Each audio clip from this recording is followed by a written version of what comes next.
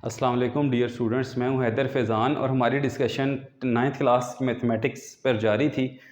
हमने last lecture में देखा एक्सरसाइज 1.1 का कंप्लीट सॉल्यूशन। अब हम चलते हैं एक्सरसाइज 1.2 की जानिब, जिसमें हमें लेक्चर 1 और लेक्चर 2 को एक बार रिकॉल करना ज़रूरी है, जिसमें हमने टाइप्स ऑफ मैट्रिसेस को डिस्कस किया था कि मैट्रिसेस कौन कौन सी टाइप्स के होते हैं, और इनकी फर्दर एग्जांपल्स को भी हमने डिस्कस किया था।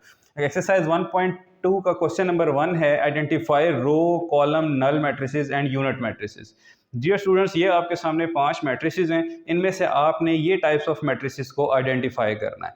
मैट्रिक्स ए है हमारे पास 2x2 की एक मैट्रिक्स है, और हमने ये बताना है कि ये इनमें से कौन सी टाइप की मैट्रिक्स है। तो हम लेक्चर 2 में ये डिस्कस कर चुके हैं कि ऐसा मैट्रिक्स जिसकी तमाम एंट्रीज ज़ीरो हों, तो ऐसे मैट्रिक्स को हम क्या कहते हैं?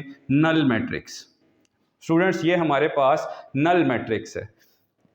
मैट्रिक्स बी पे अगर हम आए तो मैट्रिक्स बी में क्लियरली आप देख रहे हैं कि एक रो मौजूद है। तो ऐसा मैट्रिक्स जिसमें सिर्फ और सिर्फ एक रो मौजूद हो, ऐसे मैट्रिक्स को हम रो मैट्रिक्स कहते हैं। इसी तरह मैट्रिक्स सी, डियर स्टूडेंट्स, हमारे पास ये मैंने आपको असाइनमेंट में भी दिया था, अगर आपने किया हो तो ये हमारे पास एक कॉलम मैट्रिक्स है, क्योंकि ये मैट्रिक्स सिर्फ और सिर्फ एक कॉलम पर मुश्तमिल है। मैट्रिक्स डी पर चलते हैं। मैट्रिक्स डी, डियर स्टूडेंट्स, हमारे पास आइडेंटिटी मैट्रिक्स है। इसको हम आइडेंटिटी मैट्रिक्स भी कहते हैं, और इसका दूसरा नाम यूनिट मैट्रिक्स भी है। 1 0 0 1 ये हमारे पास 2x2 की एक आइडेंटिटी है। लेक्चर नंबर 2 में हम आइडेंटिटी को डिटेल में डिस्कस कर चुके हैं। मैट्रिक्स ई पे हैं, अगर हम मूव करें तो मैट्रिक्स ई हमारे पास दो मैट्रिसेस हैं दरअसल, लेकिन यहाँ पर क्योंकि हमने यही आइडेंटिफाई करना है कि ये कौन सा है, तो इनमें सिर्फ ये वाली ऑप्शन हम चूज़ करते हैं कि ये मैट्रिक्स हमारे पास नल मैट्रिक्स है, क्योंकि इसकी एंट्री ज़ीरो है। लेकिन अगर हम इसको थोड़ा एक्सपेंड करके देखें तो ये 4 टाइप्स ऑफ मैट्रिसेस अपने अंदर कंटेन कर रहा है। इसमें equal number of rows and column की वजह से ये स्क्वायर भी है, एक रो की वजह से ये रो मैट्रिक्स भी है, एक कॉलम की वजह से कॉलम मैट्रिक्स भी है, और एंट्री ज़ीरो होने की वजह से ये नल मैट्रिक्स भी है। इसी तरह ये सारे मैट्रिसेस भी एक से ज़्यादा प्रॉपर्टीज़ जो हैं वो कंटेन कर रहे हैं, लेकिन क्योंकि यहाँ नाम हमें ये दिए हुए हैं, इस वजह से हम सिर्फ इन्हीं टाइप्स को डिस्कस करेंगे। ये था हमारा क्वेश्चन नंबर 1। अब हम मूव करते हैं क्वेश्चन नंबर 2 की जानिब।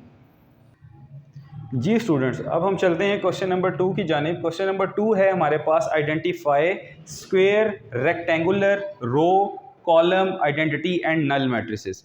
स्टूडेंट्स, अब हम इसमें थोड़ा सा डिटेल में जाएंगे और देखेंगे कि एक मैट्रिक्स एक से ज़्यादा टाइप कैसे कंटेन करता है। सबसे पहले हमने ये करना है कि हम इनका ऑर्डर निकालते हैं। ऑर्डर हमने लेक्चर नंबर 1 में डिस्कस किया था कि ऑर्डर ऑफ मैट्रिक्स हम कैसे फाइंड करते हैं। Number of rows and number of columns are called order of matrix. So यहाँ पर हमारे पास 2 रोज़ हैं और 3 कॉलम है, सो इसका ऑर्डर है हमारे पास 2x3 या 2/3। इसी तरह बी का ऑर्डर है हमारे पास 3 रोज़ हैं और 1 कॉलम है, तो 3x1 या 3/1। इसी तरह सी का जो ऑर्डर है हमारे पास वो 2x2 है। डी का ऑर्डर हमारे पास 2x2 है। ई का ऑर्डर हमारे पास 1x3 है, और एफ का ऑर्डर हमारे पास 3 रोज हैं और 2 कॉलम है, 3x2 है। सबसे पहले हमने ऑर्डर ऑफ मैट्रिक्स यहाँ पर निकाल लिया। अब ये हम देखते हैं कि हमारे पास जो ए मैट्रिक्स है वो कौन से टाइप की है। अगर आप रिकॉल करें तो हमारे पास ऐसा मैट्रिक्स जिसका ऑर्डर जो है वो इक्वल ना हो, यानी नंबर ऑफ रोज और नंबर ऑफ कॉलम आपस में इक्वल ना हो, तो ऐसे मैट्रिक्स को हम क्या कहते थे? ऐसे मैट्रिक्स को हम रेक्टेंगुलर मैट्रिक्स कहते थे। इसका डिटेल कंसेप्ट लेक्चर नंबर 2 में हम डिलीवर कर चुके हैं। तो यहाँ पर ये इसकी टाइप है रेक्टेंगुलर मैट्रिक्स, या रेक्टेंगल मैट्रिक्स भी इसको कहते हैं, रेक्टेंगुलर।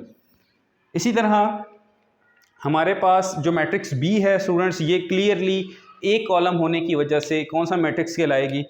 Column matrix. ये बहुत बेसिक क्वेश्चन है और ये असाइनमेंट में भी मैंने आपको लेक्चर 1 में दिए थे। इसी तरह जो हमारे पास मैट्रिक्स सी है, ये ऐसा मैट्रिक्स है जिसमें नंबर ऑफ रोज और नंबर ऑफ कॉलम्स इक्वल हैं आपस में, इसलिए ऐसे मैट्रिक्स को हम क्या कहते हैं? स्क्वायर मैट्रिक्स, जिसमें रोज और कॉलम्स की तादाद आपस में इक्वल होती है। मूव करते हैं डी मैट्रिक्स पे। डी मैट्रिक्स स्टूडेंट आप देखें, यहाँ पे हमारे पास रोज और कॉलम्स की तादाद भी इक्वल है, तो ये हमारे पास एक स्क्वायर मैट्रिक्स है। लेकिन ये कैसा स्क्वायर मैट्रिक्स है? ये स्क्वायर के अलावा एक प्रॉपर्टी कंटेन कर रहा है। इस तरह के स्पेशल टाइप ऑफ मैट्रिक्स को हम यूनिट मैट्रिक्स भी कहते हैं। तो ये matrix at a same time एक से ज़्यादा प्रॉपर्टीज़ कंटेन कर रहा है। कि ये स्क्वायर भी है और यूनिट भी है। इसी तरह ओके, यहाँ पे भी हम थोड़ा सा इसको अगर डिस्कस करें तो ये कॉलम तो है, ये एक कॉलम होने की वजह से, लेकिन आप देखें यहाँ पे ऑर्डर भी इक्वल नहीं है ना, नंबर ऑफ रोज और कॉलम्स आपस में इक्वल नहीं है। तो ये कॉलम होने के साथ साथ रेक्टेंगल भी है। ओके, इसी तरह हमारे पास मैट्रिक्स ई है। मैट्रिक्स ई हमारे पास एक रो और 3 कॉलम्स पर मुश्तमिल है। एक 1x3 के मैट्रिक्स में रोज और कॉलम इक्वल ना होने की वजह से हम इसको रेक्टेंगल मैट्रिक्स भी कहेंगे, और क्योंकि इसमें एक ही रो मौजूद है लिहाजा इसका दूसरा नाम रो मैट्रिक्स भी स्टूडेंट्स होगा। मूव करते हैं एफ पे। एफ है हमारे पास एक ऐसा मैट्रिक्स जिसमें ऑर्डर है हमारे पास 3x2 और इसमें रोज और कॉलम्स की तादाद इक्वल नहीं है, इस वजह से इसको हम रेक्टेंगल मैट्रिक्स कहेंगे। और एक स्पेशल टाइप भी इसी आ रही है, क्योंकि यहाँ पे तमाम एंट्रीज जीरो हैं, इस वजह से हम इसको नल मैट्रिक्स भी कहेंगे। तो स्टूडेंट्स, एक मैट्रिक्स एक से ज़्यादा प्रॉपर्टीज़ कंटेन कर सकता है। क्वेश्चन नंबर 2 में टोटल हमारे पास 9 पार्ट्स थे, जिसमें से हमने 6 आपके लिए सॉल्व किए हैं। पार्ट नंबर 5, पार्ट 7 और पार्ट 8 मैंने आपकी असाइनमेंट के लिए लीव किया है, वो आप इंशाल्लाह खुद करेंगे। अब हम चलते हैं क्वेश्चन नंबर 3 की जानिब। जी स्टूडेंट्स, अब हम चलते हैं क्वेश्चन नंबर 3 की जानिब, और क्वेश्चन नंबर 3 है हमारे पास identify diagonal, scalar and unit matrix. सबसे पहले अगर हम इसको सॉल्व करने से पहले थोड़ा रिकॉल कर लें कि डायगोनल, स्केलर और यूनिट मैट्रिक्स की डेफिनेशंस क्या हैं। लेक्चर 1 में वैसे हम डिटेल में इसको कर चुके हैं, लेकिन मैं आपको रिकॉल करवा देता हूँ। डायगोनल मैट्रिक्स स्टूडेंट्स हम ऐसे मैट्रिक्स को कहते हैं जिसकी डायगोनल एंट्रीज में एटलीस्ट एक नॉन जीरो एंट्री मौजूद हो। मिसाल के तौर पर अगर आप इस मैट्रिक्स को देखें, मैट्रिक्स डी में, तो इसका जो डायगोनल है वो हमारे पास ये मैट्रिक्स बन रहे हैं, सॉरी ये एलिमेंट्स बन रहे हैं। अब इन एलिमेंट्स में हमारे पास एटलीस्ट यानी कम से कम एक नॉन जीरो एंट्री मौजूद है जो जीरो नहीं है, तो ऐसे मैट्रिक्स को हम डायगोनल मैट्रिक्स कहते हैं। इसी के साथ स्केलर मैट्रिक्स की डेफिनेशन को थोड़ा रिकॉल करें तो स्केलर मैट्रिक्स ऐसी मैट्रिक्स होती है जिसमें डायगोनल एंट्रीज हमारे पास सेम नंबर की होती हैं, यानी हमारे पास सेम एंट्रीज आ रही होती हैं डायगोनल के अंदर, और ये भी एक डायगोनल मैट्रिक्स ही होती है। यूनिट मैट्रिक्स हमारे पास एक special type of scalar matrix है जिसमें हमारे पास डायगोनल एंट्रीज 1 1 होती हैं और बाकी तमाम एंट्रीज 0 होती हैं। तो अब हम चलते हैं, ये क्वेश्चन काफ़ी इंपॉर्टेंट है इसलिए इसके तमाम पार्ट्स हम आपके सामने सॉल्व करेंगे। पार्ट ए है इसका, आपको एक मैट्रिक्स दी हुई है और इस मैट्रिक्स में आपने आइडेंटिफाई करना है कि ये कौन से टाइप ऑफ मैट्रिक्स है। तो स्टूडेंट्स आप देखें, सबसे पहले आप इसके डायगोनल्स पे गौर करें कि इसके डायगोनल एलिमेंट हमारे पास नॉन जीरो हैं। तो एक बात तो कंफर्म हो गई कि ये डायगोनल मैट्रिक्स है। अब डायगोनल मैट्रिक्स होने के साथ साथ इसके जो डायगोनल के एलिमेंट्स वो हैं वो भी एक जैसे हैं, तो इसलिए ये हमारे पास एक स्केलर मैट्रिक्स है। ऐसे मैट्रिक्स को हम स्केलर मैट्रिक्स कहते हैं, और इसका एक की पॉइंट ये है कि स्केलर मैट्रिक्स और डायगोनल मैट्रिक्स दोनों स्क्वायर होनी चाहिए, इनका ऑर्डर इक्वल होता है। Okay, move to the B matrix. B matrix में स्टूडेंट्स हमारे पास डायगोनल एंट्रीज नॉन जीरो हैं, लेकिन ये स्केलर मैट्रिक्स नहीं कहलाएगा इस वजह से क्योंकि इस डायगोनल की जो एंट्रीज हैं वो हमारे पास एक जैसी नहीं है, डिफरेंट आ रही हैं। यानी यहाँ 2 है, यहाँ -1 है, इसलिए ये जस्ट हमारे पास क्या कहलाएगा, एक डायगोनल मैट्रिक्स कहलाएगा, डायगोनल। इसी तरह आप सी पे चलें तो अब हम यहाँ पर वो सारे पार्ट्स डिस्कस करेंगे कि ये कौन कौन से टाइप का मैट्रिक्स बन जाता है। सबसे पहली बात आप ये देखें कि इसका ऑर्डर कितना है, 2x2 है। 2x2 होने की वजह से ये एक स्क्वायर मैट्रिक्स है, राइट। इसके बाद इसकी डायगोनल एंट्रीज में नॉन जीरो एंट्रीज मौजूद हैं, इसलिए ये हमारे पास एक डायगोनल मैट्रिक्स भी है। डायगोनल मैट्रिक्स के साथ साथ इसकी डायगोनल की एंट्रीज एक जैसी होने की वजह से ये स्केलर मैट्रिक्स भी है, स्केलर। और special type of scalar matrix है कि यहाँ पे डायगोनल की एंट्रीज 1 1 आ रही हैं हमारे पास, इसलिए हम इसको यूनिट मैट्रिक्स भी कहेंगे, यूनिट या आइडेंटिटी। तो होप सो स्टूडेंट्स आपका ये कॉन्सेप्ट क्लियर हो चुका होगा कि एक मैट्रिक्स एक टाइम में एक से ज़्यादा प्रॉपर्टीज पोजेस कर सकता है। Move to the D. D है हमारे पास नॉन जीरो एंट्रीज के साथ डायगोनल में, इसलिए इसको हम क्या कहेंगे स्टूडेंट्स, डायगोनल मैट्रिक्स। डायगोनल के साथ साथ इसका ऑर्डर 2 क्रॉस 2 है, तो ये स्क्वायर मैट्रिक्स भी कहलाएगा। तो ये आपको कॉन्सेप्चुअली याद रखना है। ई मैट्रिक्स में स्टूडेंट्स हम इसको सॉल्व करते हैं। ई मैट्रिक्स में हमारे पास एलिमेंट्स क्या बनेंगे, अगर आप गौर करें तो 5 - 3 2 0 0 2। तो स्टूडेंट्स ये आपके लिए एक असाइनमेंट है, इसको मैं आपके लिए असाइनमेंट के तौर पे लीव कर रहा हूँ कि आपने यहाँ पर जितने पॉसिबल इसकी टाइप्स ऑफ मैट्रिसेस बन सकते हैं वो लिखने हैं। अब हम चलेंगे क्वेश्चन नंबर 3 की जानिब। जी स्टूडेंट्स, हमारा क्वेश्चन नंबर 4 है, find the negative of matrices. Negative of matrices की डेफिनेशन को थोड़ा रिकॉल करते हैं कि नेगेटिव ऑफ मैट्रिसेस क्या होते हैं। स्टूडेंट्स, जो भी मैट्रिक्स आपको दिया हो आप उसके सिंबल्स चेंज कर दें उसके एलिमेंट्स के, तो हासिल होने वाले मैट्रिक्स को हम नेगेटिव मैट्रिक्स कहते हैं। तो इसकी भी डेफिनेशन हम लेक्चर नंबर 2 में डिस्कस कर चुके हैं। आइए चलते हैं इसके सोल्यूशन की जानिब।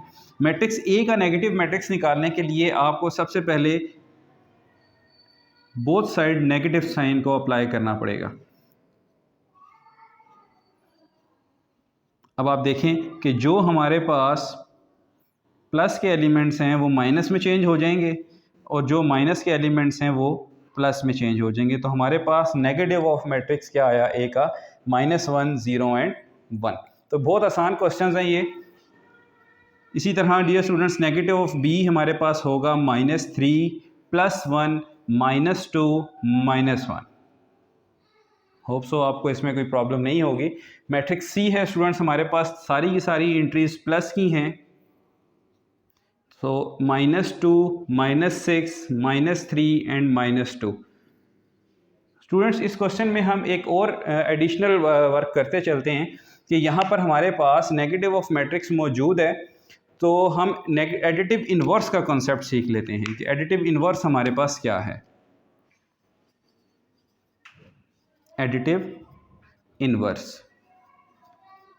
ये टर्मिनोलॉजी स्टूडेंट्स आपको नेक्स्ट में भी पढ़ने को मिलेगी, नेक्स्ट एक्सरसाइजेज में भी। सो हम इसको यहाँ पे थोड़ा सा टच कर लेते हैं कि एडिटिव इन्वर्स हमारे पास बेसिकली नेगेटिव ऑफ मैट्रिक्स ही होता है। कि नेगेटिव ऑफ मैट्रिक्स में हम जैसे ही किसी मैट्रिक्स का नेगेटिव निकालते हैं, अगर हम उन दोनों मैट्रिसेस को ऐड कर दें, फॉर एग्जांपल अगर मैं b के अंदर -b को ऐड कर दूं तो ये मैट्रिक्स हमारे पास क्या बनेगा, 3 -1 2 एंड 1। और इसमें हम ऐड करने जा रहे हैं negative of b which is -3 1 -2 and -1। तो स्टूडेंट्स आप गौर करेंगे, सोल्यूशन जब आप इसका निकालेंगे तो ये हमारे पास क्या बनेगा, ये देखिएगा 3 ± -3 -3। नेक्स्ट है हमारे पास -1 +1। नेक्स्ट है हमारे पास 2 + -2 यानी कि 2 -2 और 1 + -1 मीन्स 1 -1। तो स्टूडेंट्स आप देखेंगे कि ये मैट्रिक्स हमारे पास एक नल मैट्रिक्स बन रहा है,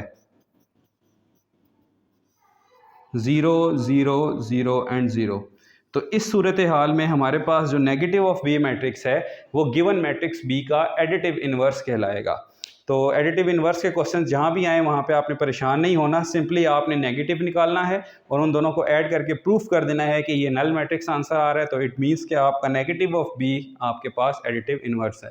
ये था स्टूडेंट्स हमारा क्वेश्चन नंबर 4। इसके 2 पार्ट्स आपके लिए एज अ असाइनमेंट छोड़ रहा हूँ, वो आप इंशाल्लाह खुद करेंगे। फिर भी अगर आपको कोई प्रॉब्लम होती है तो कमेंट सेक्शन में हमें ज़रूर बताइएगा। Move to the question number 5। जी स्टूडेंट्स, हम चलते हैं क्वेश्चन नंबर 5 की जानिब। क्वेश्चन नंबर 5 है, find the transpose of matrices.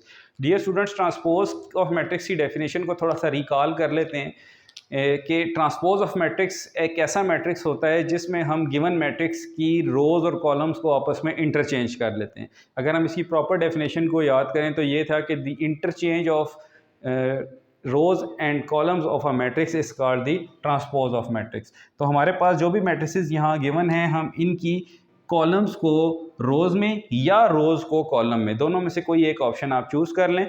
तो हम यहाँ पर एक ट्रांसपोज फाइंड करते हैं। ए ट्रांसपोज फाइंड करने का स्टूडेंट्स तरीका ये है कि ए के ऊपर आपको सुपरस्क्रिप्ट में छोटा सा एक T's as a notation use करना है। अब हमारे पास ये देखिएगा एक कॉलम है, तो ये कॉलम हमारे पास रो की फॉर्म में स्टूडेंट्स चेंज हो जाएगा, विच इज़ 0 1 एंड -2।